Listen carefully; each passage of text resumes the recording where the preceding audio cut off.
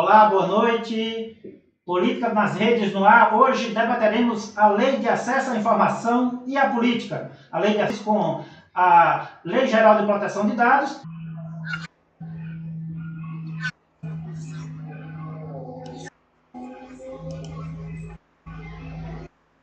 Para um discurso de oposição propriamente dito.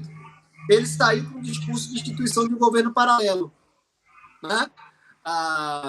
Então, o Brasil tem uma disfunção ainda no lado opositor. Mas esses que não fazem oposição estão querendo mostrar a capacidade de governar por uma outra função que não a opositora. Perfeito? Narciso, eu queria tuas palavras sobre fatos do dia para a gente poder virar para falar do tema da noite. Sim, uma coisa que eu quero trazer, para o debate aqui, nesse cenário, para já a gente fazer o link com a questão da Lei de Acesso à Informação, é o seguinte, é que a OCDE criou nesse ano um grupo de trabalho específico para monitoramento do Brasil. E esse grupo de trabalho para monitoramento do Brasil, o último grupo de trabalho para monitoramento de um país, e é para monitorar a questão da corrupção. Identificando de que o Brasil, como ele é candidato à OCDE já se sente no direito de monitorar. E dizendo que processo no combate à corrupção no Brasil, e dizendo, por isso se criou esse grupo de trabalho, e dizendo que esse grupo de trabalho, o último criado faz 60 anos, ou seja, os últimos 60 anos não foi criado um grupo de trabalho para monitorar desse jeito um país que quer entrar na OCDE. Para sermos grandes, precisamos não retroceder. Essa é uma das informações, e isso tudo tem a ver, Léo, com o acesso às informações, e esse é um dos fatores que a OCDE levanta, como o acesso às informações estão presentes, divulgando-se para qualquer pessoa ter acesso às informações que tratam exatamente do combate à corrupção, né? Então, assim, teve essa carta do Senado, eu estou introduzindo isso para a gente partir para esse assunto da Lei de Acesso à Informação. Teve a carta do Senado, mas, Léo, tem um fato político importante hoje. Teve a carta de mais de 500 empresários no mesmo tom da carta do Senado. E aí é o público que supostamente seria o público de apoio, né, do Bolsonaro. E isso é grave porque é a base, supostamente, dele ruindo. Né? Não há muito tempo também houve um pronunciamento de pastores evangélicos, né? Mas esses pastores evangélicos que se pronunciaram eram todos aqueles mais moderados, não foram os pastores radicalmente apoiadores do Bolsonaro, né? Que substituíram no Brasil a TFP quando era da Igreja Católica, não foram esses. Então, ali não foi base. Nesses dois movimentos de hoje, a gente viu senadores da base do governo e empresários que não são absolutamente mercado financeiro, empresários da área de produção, né? Que são supostamente base do governo. Então, a água está batendo no pescoço em relação à manutenção da base, do ponto de vista... Diga lá. Teve um probleminha no áudio e as suas observações, uma parte das suas observações sobre a carta do Senado não foi bem escutada por todo mundo. E quando você fez aquela transição da explicação da Soraya, da senadora Soraya e da carta do Senado. Então, se você pudesse fazer um resuminho das suas observações sobre a senadora Soraya e a carta do Senado, porque teve um probleminha no áudio nessa transmissão aí. Tá, perfeito, vamos lá. O que eu falo, e eu estava falando agora de novo, o problema é que o Senado ali tem a base do governo. Naquele 65 tem base do governo criticando o governo para fora do Brasil. Né? E aí a Soraya é uma das que assina essa carta. Isso é muito significativo. Como esses empresários que aparecem perante o Planalto, né, dando o seu grito. Né? Todo mundo sabe que quando o empresário está ganhando dinheiro, está tudo tranquilo, está tudo fantástico, não tem grita. A grita é quando tem problema econômico. E não dá mais para falar que a economia é com o Paulo Guedes. Eles não foram bater a porta do Paulo Guedes. Os empresários foram bater a porta do Planalto. Agora, os empresários estão vendo a Soraya. Ligue os pontos. A Soraya passa a ser uma liderança e uma capacidade de representação de vários anseios da população, inclusive naquela área mais à direita. Tá? Especialmente na direita, né? Especialmente na direita, porque eu estou querendo dizer assim, está pegando a área que é a área da família Bolsonaro. Né? Porque está havendo um desgaste. Não existe mais lua de mel com essa gestão de pandemia, né? Mesmo que essa lua de mel tenha sido prolongada, o que foi provocado, né, por uma ojeriza completa aos exageros do PT para um certo lado. A gente sabe que toda gestão, quando se prolonga muito, acaba exagerando para o seu próprio lado e gera na sociedade, né, porque quer conservar as bases, e gera na sociedade uma repulsa. Isso aconteceu com o PT e a gente começa a perceber isso acontecendo agora com o Bolsonaro. A gente tem feito algumas análises de que os dois, o petismo e o bolsonarismo, se parecem muito por cultivar certos extremos, né? Quando, por exemplo, as mulheres, né, que seguem o Bolsonaro, elas falam contra o feminismo, absolutamente incompreensível. Vamos lá. Elas deveriam falar contra o sequestro da expressão feminismo pela esquerda, que é vil mesmo. A esquerda não poderia ter sequestrado um tema como o feminismo para dizer que era propriedade dela, né? Afinal de contas, quem foi Margaret Thatcher? Me mostre alguém mais efetivo em destruir os mitos de que a mulher não é capaz do que Margaret Thatcher. Léo, a formação do discurso, política não tem espaço vazio, né? Enquanto as mulheres de direita não faziam um discurso com relação ao direito das mulheres, a esquerda se apropriou completamente desse discurso. Então teve ausência de discurso, eu não estou falando nem de narrativa ainda, teve ausência de discurso do espectro de direita, das mulheres desse campo, na defesa de direitos das mulheres. Isso nos Estados Unidos não ocorre. Você tem mulheres conservadoras fazendo debate relativo aos direitos das mulheres.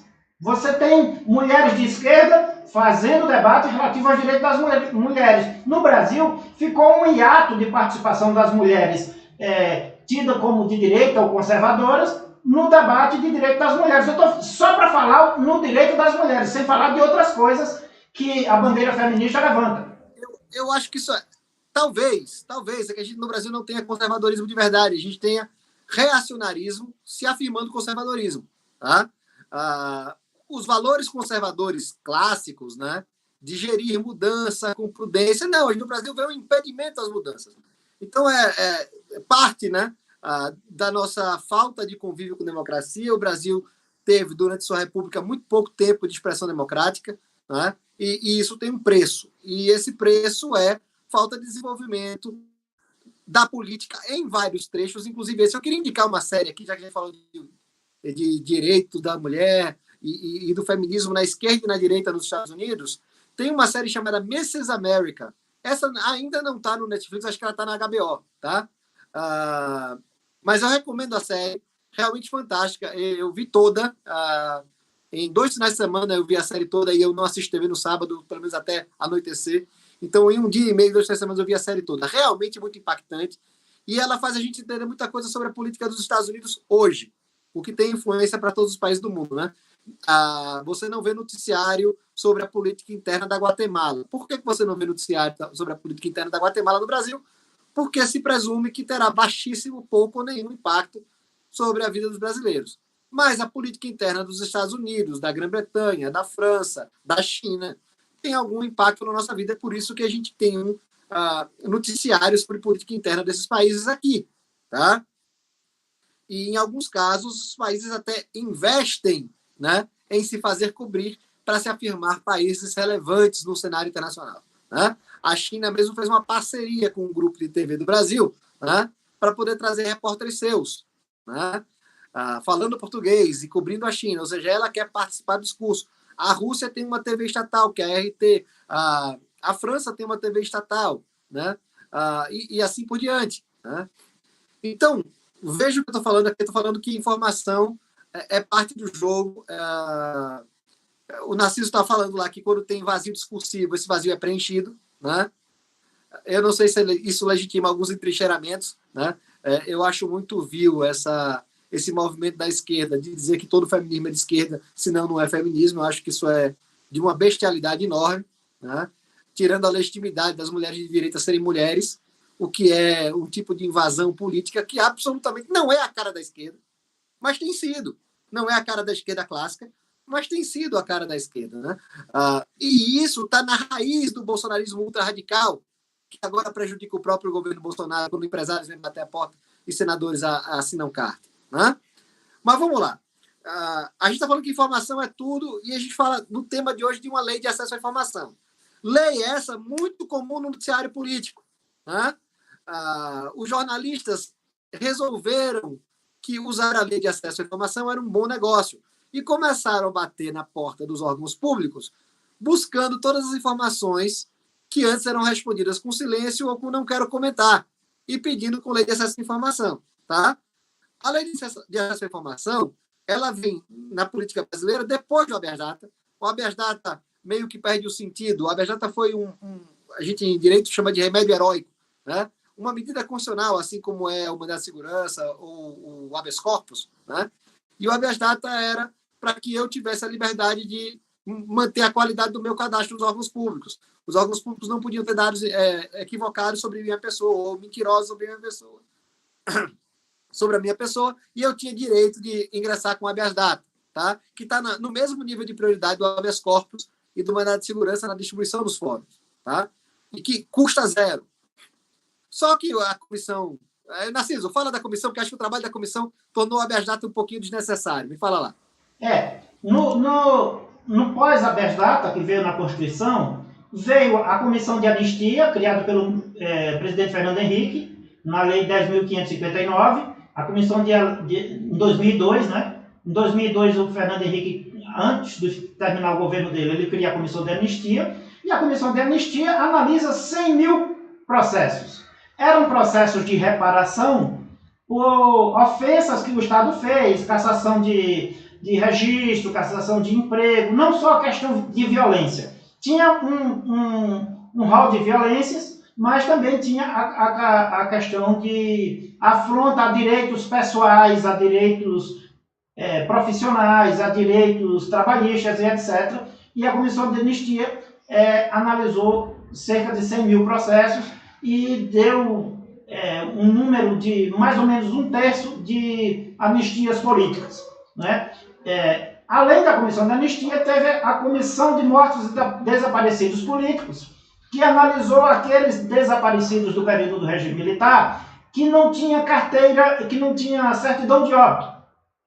E esses desaparecidos, a comissão fez uma análise, né? E lá naquele período, ainda no governo Fernando Henrique, e na virada para o primeiro governo do PT, ou seja, não é uma política, essa política da reparação não é uma política do PT necessariamente, foi uma política do Fernando Henrique. E depois que analisou cerca de 1.000 processos e encontrou 500 e poucos desaparecidos formalmente. E aí, essa comissão, o resultado dessa comissão deu àquelas pessoas um atestado de óbito. E, além disso, teve a Comissão da Verdade já no governo Dilma. Então, assim, todo o arcabouço histórico, todo o legado histórico do regime de exceção foram tratados nessas 3 comissões. Então, o habeas data, e teve tem uma decisão do Palácio do Planalto ainda no Fernando Henrique, com o fim do DOPS, e essa decisão, inclusive com um decreto para que a AGU se posicionasse e um decreto para que o Arquivo Nacional se posicionasse, no sentido de liberar todas as informações relativas às pessoas dos chamados perseguidos políticos. Então, a pessoa que tinha a informação de que tinha sido perseguido, ou a pessoa que que pleiteava a situação de perseguido político, ele tinha o direito de acesso pleno à informação no Arquivo Nacional, e o Arquivo Nacional foi formado com o que tinha no antigo FNI e o que tinha nos DOPSes dos estados. Isso aconteceu também, teve comissão de anistia em São Paulo, teve comissão de anistia em Pernambuco, teve comissão de anistia no Rio Grande do Sul, alguns estados criaram suas próprias comissões de anistia para tratar esse legado, essas informações do legado histórico do regime de exceção. Aí o habeas data, ele perdeu um pouco daquele sentido que ele tinha lá na Constituinte, que era um documento, que era uma ação própria, que iria liberar os porões, que ia liberar as informações. Assim, o governo Fernando Henrique tratou disso de uma maneira muito mais tranquila, pacificadora, que foi a Comissão da Anistia. Então, assim, necessariamente, essas informações que estavam no habeas data, elas, hoje em dia, eu não conheço ninguém que pleiteia habeas datas, a não ser uma coisa que o Léo trabalhou muito, que é com relação ao direito do consumidor. Isso, crédito, né? Então, na hora que se entendeu que as empresas de proteção ao crédito estavam equiparadas ao Estado, porque desempenhavam a função pública e eram sujeitas ao habeas data, foi muito usado, né? Para que as pessoas tivessem acesso aos seus dados de crédito, né? Agora, com a lei de acesso à informação, a coisa tem mudado, né? A lei de acesso à informação fez com que órgãos públicos tenham que divulgar as informações, ponto, né? O habeas data ainda serve para as empresas de crédito, mas agora a LGPD, né, dá também a possibilidade de quem tem um cadastro pedir para ver o cadastro e, sendo o caso, alterar os dados de uma maneira muito simples, administrativa, tá? Então, vamos lá. A lei de acesso à informação mudou como a imprensa vê o Estado brasileiro, né? A imprensa passou a ter poder de raio-x com a lei de acesso à informação e isso mudou o noticiário político. Repito, nós aqui não estamos no exercício de pensar sobre essas leis do ponto de vista jurídico, né? Discutir teses, isso é para um outro momento. Aqui em Política das Redes, a gente quer discutir como que a lei de acesso à informação mudou a relação entre sociedade e Estado. E, de fato, mudou. É dessas leis que pegam. No Brasil tem isso de lei que pega e lei que não pega, né? A lei do cinto de segurança pegou e muito, né? A lei pegou. A imprensa usou, os órgãos públicos a ela se submeteram, foram criados sistemas digitais específicos para possibilitar respostas via lei, né? De transparência. Portais de transparência, que estão coisas um pouco do passado, né? Mas foram, naquele momento, importantes para a centralização das informações e disponibilização num único lugar. O portal da transparência não serve para o cidadão. Mas para um jornalista investigativo, ele é um prato de mão cheia. Para o cidadão, o Estado tem cada vez mais falar com aplicativos, né? Saber usar mídias sociais. Não é o portal da transparência que vai fazer o Estado conversar com o cidadão, né? Portal parece uma coisa da pré-história. Quando a gente fala em portal, antes todo mundo queria que seu site fosse um portal. Passou a moda.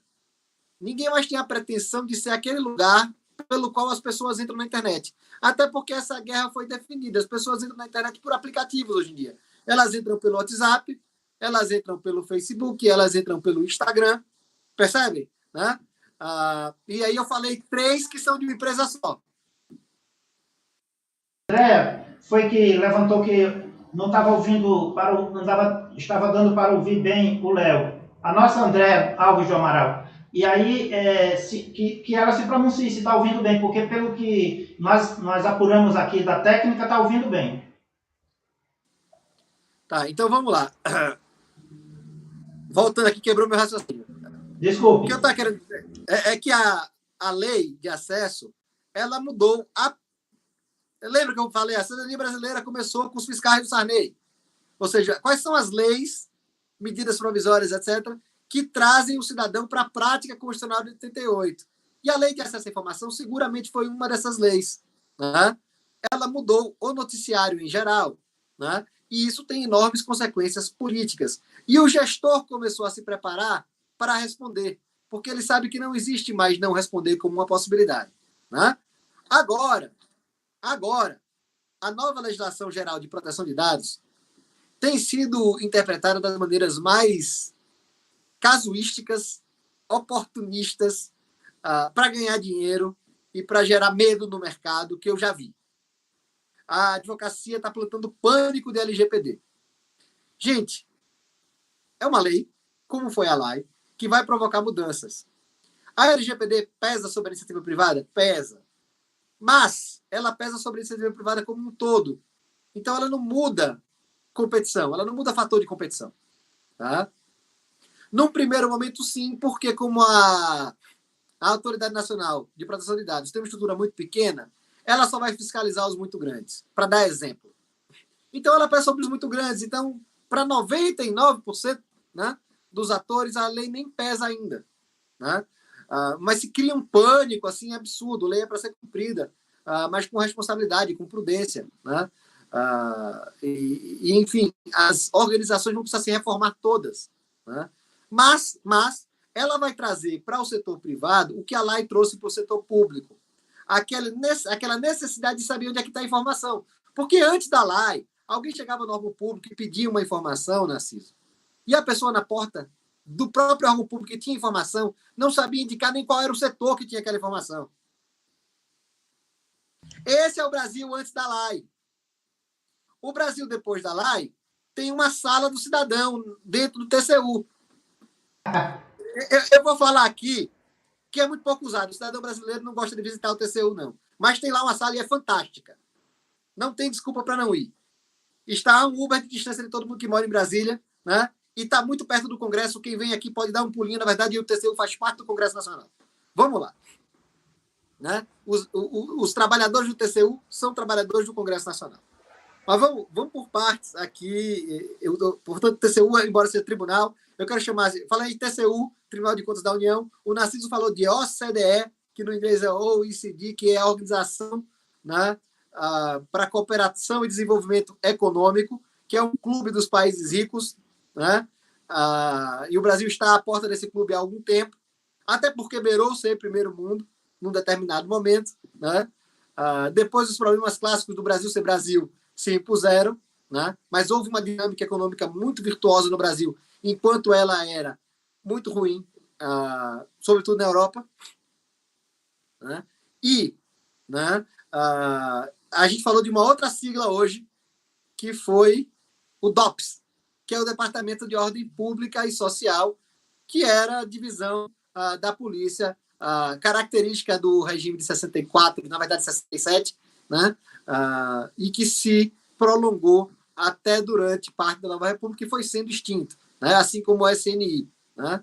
Eu até acho que a extinção do SNI nos trouxe algum prejuízo da forma impensada e refletida que foi feita. Né? Se estamos falando de lei e de informação, a gente tem que entender que criar uma BIM e nomear as pessoas que vão ser os servidores públicos que compõem a BIM e escrever o nome dessas pessoas no diário oficial é uma tonteria, como dizem os irmãos argentinos lá, mas sem tamanho. Não é nenhuma tonteria. Para falar de Argentina, é uma boludice. Em tese, a BIM era para trabalhar com informações sigilosas. Aí, as pessoas que são os coletores das informações sigilosas têm seus nomes publicados para todo mundo ver. Não faz sentido. E eu vi, até 12 anos atrás, ou seja, um dia desse, tinha gente no portal do Luiz Flávio Gomes defendendo que era ilegal o concurso da BIM por não publicar, e naquela época já não publicava, o nome das pessoas aprovadas. Mas veja que disfarçatez. As pessoas querem pegar essas leis de bandeira política. Lei não é bandeira política, gente. Lei tem que funcionar. Não dá para eu pegar uma engrenagem de uma fábrica que está funcionando, tirar a engrenagem e querer usar no protesto. A fábrica para, tem que usar outra coisa. Nem que seja uma foto da engrenagem. Mas a engrenagem tem que ficar lá. A gente não pode sequestrar a lei para fazer discurso político em cima de lei. A lei é o resultado do processo político. Gente, não é advogado que escreve lei, não. É a senadora, o senador, a deputada, o deputado, e que Vossa Senhoria, né, que nos acompanha, votou. Essa pessoa escreve lei. O presidente tem direito de cortar uma coisinha ou outra, e mesmo que o presidente cortou, essas pessoas, senadores e deputados, senadoras e deputadas, podem cortar o que o presidente cortou e desfazer o corte do presidente.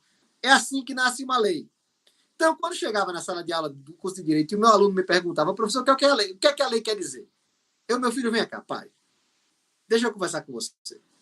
Assista TV Câmara e TV Senado durante 1 hora cada uma, pelo menos, em momento de debate. Depois veja 1 hora de comissão, de cada uma. Aí você vai entender como é que lei é feita. O que é uma lei, gente? A lei é uma delas. Mas o que é uma lei? Eu, partido de esquerda, digo várias coisas. Narciso, partido de direita, diz várias coisas. O que entra na lei É aquelas coisas que o Narciso falou e que não me incomodaram tanto, e que eu falei que não me incomodaram tanto o Narciso. Os extremos são tirados. Né? Então, a lei é o lixo linguístico do processo político. E isso é dado para o advogado interpretar. No caso da lei, ainda o que sobrou foi bom. Né? Foi bom a ponto de mudar toda a dinâmica da imprensa, né?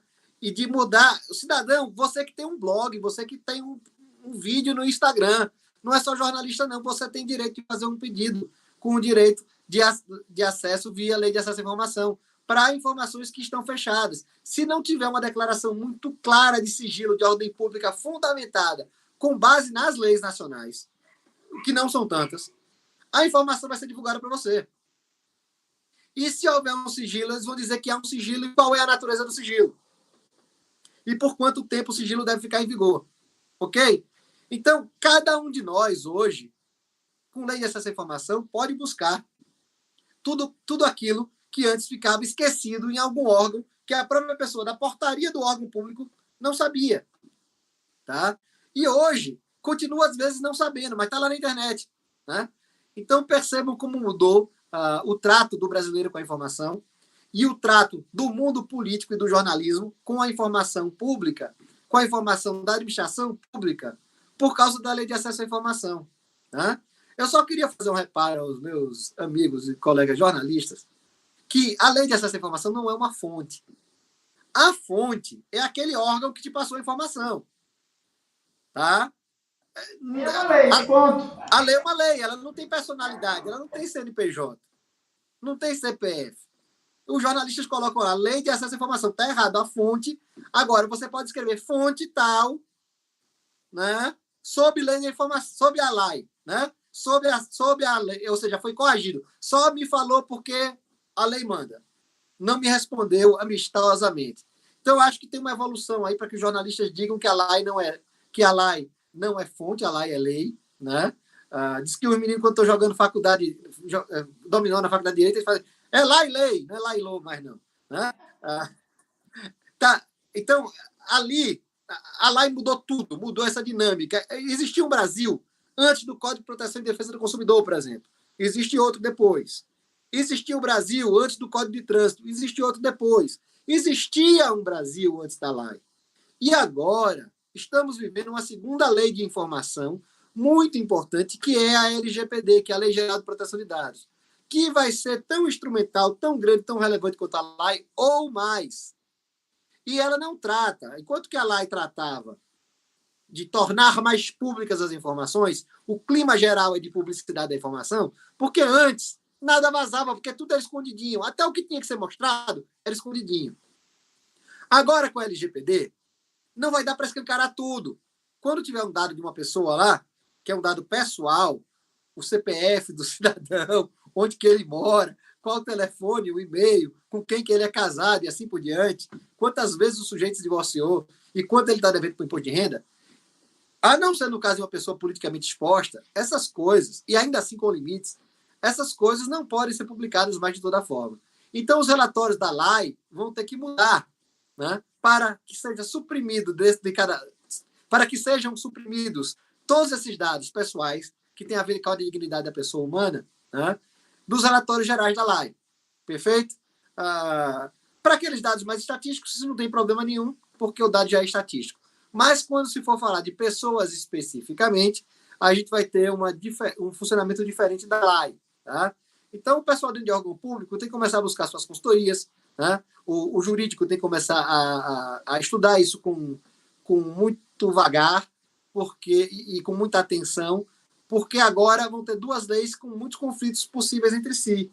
Uma mandando abrir a informação e outra mandando restringir. E as duas leis são importantes para a tomada de decisão. Nós podemos dizer que existe uma correlação de forças entre a Lei de Acesso à Informação e a Lei Geral de Proteção de Dados. Não diria como um cabo de guerra, mas que existe uma... É uma gangorra. E a força puxando para o outro. Olha, é uma gangorra. E é assim, o sigilo e a opacidade. Que o sigilo ou a opacidade está aqui, então a clareza está lá embaixo. Quando a clareza está aqui em cima, né, A minha câmera está muito pequenininha, hoje muito fechada. Quando o sigilo está aqui em cima, quando a clareza está aqui em cima, o sigilo está lá embaixo. Então, existe uma pressão. As duas leis articulam essa gangorra da informação. E tem horas que, por uma questão de dignidade humana mesmo, para não falar da dignidade do debate público, né? Para não falar da seriedade que a gente tem que ter com política, né? Que tantas vezes beira a esculhambação, a gente precisa fazer política com seriedade, senão o país jamais será um país sério e com credibilidade internacional. Né? E aqui vai uma puxada de orelha tanto para a imprensa, quanto para a esquerda, quanto para a direita, né? Que a gente precisa tornar a conversa sobre política algo que possa ser presenciado por nossos filhos adolescentes, que são cidadãos em formação, que vão votar daqui a 3 anos. Se a gente não faz política ser algo digno de conversa em família, né? E aqui não vai nenhuma nota conservadora, eu estou falando de educação dos jovens. Eu estou falando de família para a direita, estou falando de educação dos jovens para a esquerda. Cada um chame como quiser. Mas é fundamental, não se vai para canto nenhum sem que a juventude possa ter interesse e compreensão do que é o mundo político. E essa juventude está muito afinada com as duas leis. E para essa juventude, essas leis não parecem contraditórias. Elas são parte de um conjunto de regulação do fluxo da informação entre Estado e sociedade, entre empresas e sociedade. As duas são necessárias, assim como você tem que ter seus 2 braços. Tem gente que funciona com um só, mas que lamentável. Que bom que tem prótese, entendeu? Você precisa articular o mundo o máximo possível. E as duas leis têm funções complementares. Elas parecem antagônicas, elas se complementam. Quando eu preciso do sigilo, que é uma exceção, um dos casos é a parte de segurança nacional, de segurança estratégica, que já tinha legislação. Outra parte é preservar os dados pessoais, a vida de cada um de nós. E, ao fazê-lo, também proteger o mercado, porque os dados pessoais, né, de cada cidadão estavam sendo usados para fraudes. Então, cuidar do dado pessoal do cidadão também é cuidar do mercado. Tá? Então, o mercado com mínimo de regulação, e eu não estou falando aqui de grande, eu estou falando que tem um mínimo que até os minimalistas concordam. Beleza? Eu não estou sendo um minimalista. Mas precisa de uma lei como a LGPD. Tá? A gente está vendo todos os países sérios que têm alguma vocação para a economia digital fazendo isso. E a vocação para a economia digital que o Brasil tem não é tecnológica. O que eu quero dizer é o seguinte: o Brasil não é o país de desenvolver grandes algoritmos. Não. Tem, mas esse não é o nosso foco. O nosso foco é conteúdo. Nós somos a pátria do meme. Né? Então, para que a gente possa vender conteúdo no mundo digital, a gente precisa de um suporte legislativo e institucional para que as empresas que estão aqui se portem de tal forma que o conteúdo, né, possa ser exibido na Índia, no Paquistão, na França.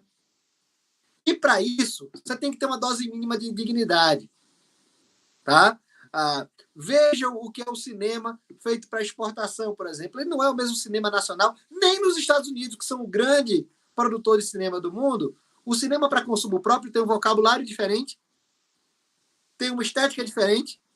Gente, em aula de inglês se estuda isso. O número de palavras falado no filme Sundance, por exemplo, é muito maior do que no filme normal Hollywood, tá? Velozes e Furiosos. Então, Velozes e Furiosos. Né? Assim, parece tradução de filme na Globo, né? Os palavrões são todos moderados. Então, gente, o que eu estou querendo dizer para vocês vejam, é necessário para o mercado dos produtos digitais, para o desenvolvimento dos produtos informacionais brasileiros, que a gente tenha esse selo que a LGPD vem dar para a nossa sociedade e para nossas empresas. Então, o mundo empresarial tem que abraçar essa lei e não cair na armadilha dos advogados que estão fazendo dela terrorismo. Tá? Eu estou muito preocupado com esse terrorismo da LGPD. Não, ela é boa. Há problemas. Artigo 19 tem os prazos absolutamente infactíveis. Isso precisa ser revisto, vai gerar problema. Né? Então, estou falando aqui já de um artigo da lei que tem problema. Eu acredito que a lei tem problemas. Mas não é por isso que nós poderíamos, como sociedade, abrir mão desse instrumento de valorização de todos os nossos produtos e serviços. Pensando aí, como o Narciso, vislumbrando a OCDE no futuro. Tá? Acho que não tem um brasileiro que não vislumbre a OCDE no futuro. Estamos mais distantes agora? Sem dúvida. Mas não tem nenhum de nós que não olhe para a OCDE como destino. E LGPD é parte disso. E combate à corrupção é parte disso. Acontece que a gente tem hoje um governo que foi eleito com base em criticar a corrupção, mas que, na prática, está desmontando um aparato de combate à corrupção que havia antes. Né?